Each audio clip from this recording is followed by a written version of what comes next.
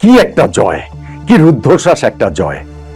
আফগানিস্তানের বিপক্ষে এশিয়া কাপের এই ম্যাচটাতে বাংলাদেশ আমরা যদি আজকে হেরে যেতাম তাহলে টুর্নামেন্ট থেকে বিদায় হয়ে যেত। জিততেই হতো, আমাদের জন্য এটা ডু অর ডাই ম্যাচ ছিল, বাঁচা মরার লড়াই ছিল, অগ্নি পরীক্ষা ছিল, এবং বাংলাদেশ সেই ম্যাচটা রুদ্ধশ্বাস একটা জয় পেলাম আমরা মাত্র 8 রানের ব্যবধানে। ফলে এই জয়টাই এশিয়া কাপে বাংলাদেশের জন্য লাইফলাইন হয়ে এসেছে। এই গ্রুপ থেকে সুপার 4-এ ওঠার সম্ভাবনাটা আমরা কাগজে কলমে টিকিয়ে রেখেছি। ম্যাচটা যদি হেরে যেতাম টুর্নামেন্ট থেকে আমাদের বিদায় হয়ে যেত, কিন্তু ম্যাচটা যে আমরা জিতেছি তাতেই বা টুর্নামেন্টে টিকে থাকার সম্ভাবনা আমাদের কোন জায়গাটাতে দাঁড়িয়ে রয়েছে।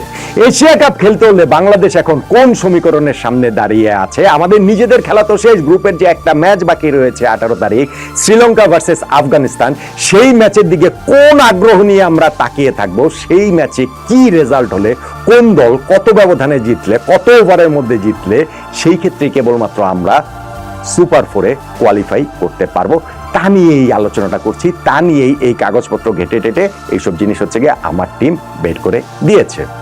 দেখুন, এই বাংলাদেশ আফগানিস্তান ম্যাচে কমেন্ট্রি নয় আড্ডায় পুরোটা সময় আপনাদের সঙ্গে ছিলাম। 4 ঘন্টা ধরে বকবক করেছি, তারপরে টার্নিং পয়েন্ট করেছি এবং ওই সব জায়গাগুলোতেই কথা দিয়েছিলাম যে এই যে বাংলাদেশের সামনে কোন সমীকরণ সুপার 4-এ ওঠার সেটা পুঙ্খানুপুঙ্খ আপনাদেরকে জানাবো, এবং আমরা সেটা প্রাউডলি বলতে পারে আমরা সেটা নির্ভুলভাবে জানানোরই চেষ্টা করি। এবং জানেন যে নেট রান রেট নিয়ে আমার একটা ফ্যাসিনেশন রয়েছে। বিভিন্ন সময় এরকম সিচুয়েশনে যখন আমরা পড়ে যাই এই জিনিসটাকে আমরা খুব ক্লিয়ারলি জানি। আজকের এই ম্যাচটাতে আফগানিস্তানের বিপক্ষে বাংলাদেশের সেইখানেও ফার্স্ট ইনিংস শেষে ক্রিক ইনফো, যেটাকে খুবই ওয়াইডলি ফলো করা হয়, তাদের ওই কমেন্টসে, লাইভ কমেন্ট্রিতে একটা কমেন্টসের ওই জায়গাটাতে ছিল যে বাংলাদেশ যদি আফগানিস্তানকে 44 রানে হারাতে পারে তাহলেই শ্রীলঙ্কার চেয়ে নেট রান রেট বাংলাদেশের বেটার হয়ে যাবে। তার মানে হচ্ছে গিয়ে আমরা সেই ক্ষেত্রে হচ্ছে গিয়ে সুপার 4-এ কোয়ালিফাই করার করে ফেলবো। কিন্তু বেসিক্যালি সেটা ভুল ছিল। ক্রিক ইনফোর ওই হিসাবটা ভুল ছিল। আমরা হিসাব করে বের করে দেখিয়েছি যে 44 না 46, এবং 46 রানে জিতলে বাংলাদেশের হবে না। বেসিক্যালি আফগানিস্তানকে 46 রানে অল আউট করে দিতে হবে।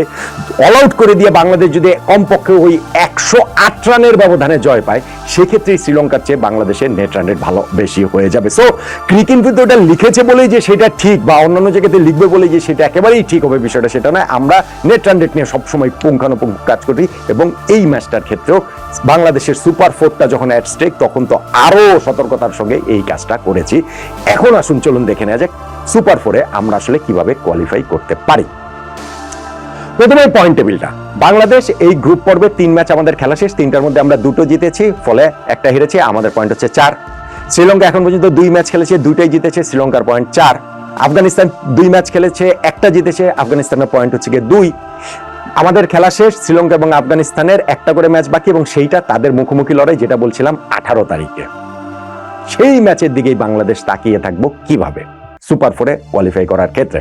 নাম্বার 1, শ্রীলঙ্কা যদি সেই ম্যাচে আফগানিস্তানকে হারিয়ে দেয় তাহলে বাংলাদেশ সুপার 4-এ কোয়ালিফাই করে ফেলবে। কেননা শ্রীলঙ্কার পয়েন্ট অলরেডি 4 রয়েছে, ওই ম্যাচটা জিতলে তাদের পয়েন্ট 6 হয়ে যাবে। বাংলাদেশের পয়েন্ট 4 নিয়ে আমরা শেষ করেছি, এবং ওই ম্যাচটাতে শ্রীলঙ্কা জিতলে আফগানিস্তান 2 পয়েন্টে শেষ করবে। ফলে শ্রীলঙ্কা 6, বাংলাদেশ 4, আফগানিস্তান 2। শ্রীলঙ্কা এবং বাংলাদেশ সুপার 4-এ কোয়ালিফাই আমরা করে ফেলবো।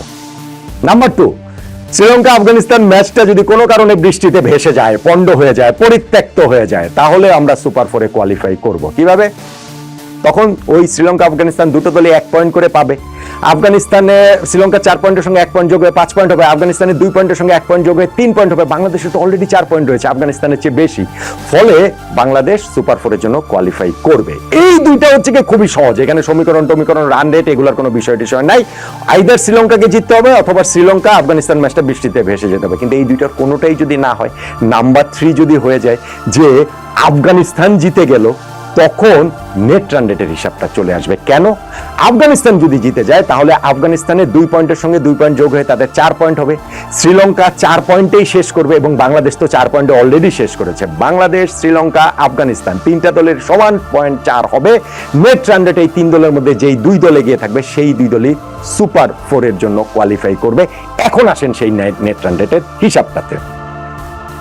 এই মুহূর্তে নেট রান রেটে শ্রীলঙ্কা 1.546, তারা 4 পয়েন্ট এবং এইটা হচ্ছে তাদের নেট রান রেট। আমাদেরও 4 পয়েন্ট, কিন্তু আমাদের নেট রান রেট হচ্ছে কি মাইনাস বাংলাদেশের 0.270। আর আফগানিস্তান পয়েন্ট টেবিলের মানে 3 নম্বরে রয়েছে, বাংলাদেশ শ্রীলঙ্কার চেয়ে পিছিয়ে রয়েছে, তাদের মাত্র 2 পয়েন্ট, কিন্তু নেট রান রেটে বাংলাদেশ শ্রীলঙ্কা দুইটা দলের চেয়ে আফগানিস্তানের ভালো, তাদের নেট রান রেট প্লাস 2.150। তাহলে নেট রান রেট আফগানিস্তানের প্লাস 2.150, শ্রীলঙ্কার প্লাস 1.546 এবং বাংলাদেশের মাইনাস 0.270। আমরা পিছিয়ে রয়েছি।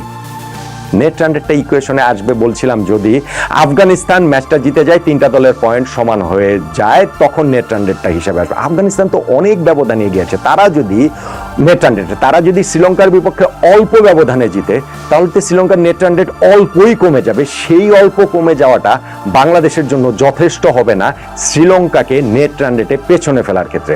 মানে আমরা আফগানিস্তানকে আর নেট রান রেটে পেছনে ফেলতে পারবো না। বাংলাদেশের আফগানিস্তানকে পেছনে ফেলতে হলে একমাত্র পয়েন্টেই আমরা পেছনে ফেলতে পারবো, সেই ক্ষেত্রে আফগানিস্তানে হারতে হবে। আর যদি আফগানিস্তান জিতে যায়, নেট রান রেটের ইকুয়েশনটা আসে, তাহলে আফগানিস্তানকে আমরা নেট রান রেটে পেছনে ফেলতে পারবো না। আমাদের কোনো সম্ভাবনা নেই। বাংলাদেশে তখন একমাত্র সম্ভাবনা নেট রান রেটে শ্রীলঙ্কাকে পেছনে ফেলা, এবং সেই ক্ষেত্রে আফগানিস্তান শ্রীলঙ্কাকে কত বড় ব্যবধানে হারালে বাংলাদেশের যে নেট রান রেট মাইনাস 0.270, এর চেয়ে পেছনে শ্রীলঙ্কার নেট রান রেট এখন যেটা প্লাস 1.546 রয়েছে, সেইটা নেমে আসবে।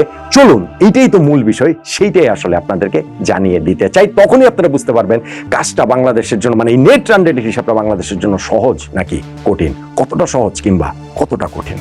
ধরেন ওই ম্যাচটাতে আগে আফগানিস্তান ব্যাটিং করলো, আফগানিস্তান আগে ব্যাটিং করে, লেটস সে, এটা তো নানান প্রবাবিলিটি, নানান সম্ভাবনা নিয়ে আমরা কথাবার্তা বলছি। আফগানিস্তান ওই ম্যাচে আগে ব্যাটিং করলে যদি 150 রান করে, তাহলে তাদের কমপক্ষে জিততে হবে 67 রানে, অর্থাৎ শ্রীলঙ্কাকে তাদের অল আউট করে দিতে হবে 83 রানের মধ্যে। 20 ওভারের মধ্যে অল আউট করে দিতে হবে, বা 20 ওভার খেললেও তারা হচ্ছে 83 রানের বেশি যেন না নিতে পারে।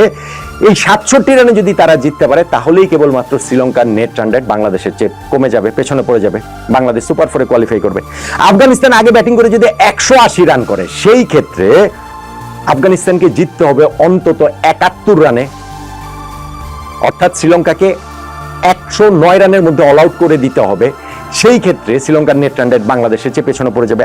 আর আফগানিস্তান আগে ব্যাটিং করে যদি 200 রান করে, তাহলে আফগানিস্তানকে কমপক্ষে জিততে হবে 73 রানে, অর্থাৎ শ্রীলঙ্কাকে 127 রানে অল আউট করে দিতে হবে।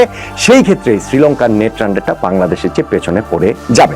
অর্থাৎ আফগানিস্তান 150 যদি করে, তাহলে আফগানিস্তানকে জিততে হবে 67 রানে, 180 করলে জিততে হবে 73 রানে, 200 করলে জিততে হবে 180 করলে জিততে হবে 71 রানে, 200 করলে জিততে হবে 73 রানে। আফগানিস্তান তো ন্যূনতম ব্যবধানে যদি জেতে, তাহলেই তারা সুপার 4-এ কোয়ালিফাই করবে। এরকম হিউজ এফোর্ট দিয়ে এত বড় ব্যবধানে তারা জিতে যাবে, বাংলাদেশকে এত বড় ফেভার করবে, এটা কি মনে করার কোনো কারণ রয়েছে? বা এত বড় ব্যবধানে তারা জিততেই পারে, কিন্তু তাদের আসলে সেই জেতার সামর্থ্যের জায়গাটা এত বড় ব্যবধানে টি-20 ম্যাচে হয় কিনা, এটা একটা প্রশ্ন। আচ্ছা, ধরেন এখন আফগানিস্তান পরে ব্যাটিং করলে জিনিসটা কি হবে? ওই 150, 180, 200 দিয়ে যদি আমরা হিসাব করি, শ্রীলঙ্কা 150 রান যদি করে, তাহলে আফগানিস্তানকে জিততে হবে 11 ওভার 2 বলের মধ্যে। শ্রীলঙ্কা 180 রান যদি করে, তাহলে আফগানিস্তানকে জিততে হবে সেই 11 ওভার 2 বলের মধ্যেই। শ্রীলঙ্কা 200 রান করলে আফগানিস্তানকে জিততে হবে 11 ওভার 3 বলের মধ্যে। এইখানটাতে ওই যে 2 বল 3 বলের জায়গায় 2-1টা বল এদিক ওদিক হতে পারে। ওই যে শ্রীলঙ্কার আফগানিস্তানের এশিয়া কাপ থেকে যেভাবে বাদ পড়েছিল, স্কোর টাই হয়ে যাওয়া, লাস্টে ছক্কা মারা, 4 মারা, এইসব কিছু হিসাব আছে, কিন্তু মানে মোরাললেস হিসাবটা হচ্ছে গিয়ে এরকম। এই 150 শ্রীলঙ্কা করলে আফগানিস্তান সেইটা 11 ওভার 2 বলে, 180 করলেও তাই, 200 করলে 11 ওভার 3 বল, তার মানে সবচেয়ে ন্যূনতমটাই ধরলাম আমরা 150, এর চেয়ে কমে অল আউট হলে তারও ভালো। আমি এইটা 150কে একটা ধরে হিসাবটা করেছি।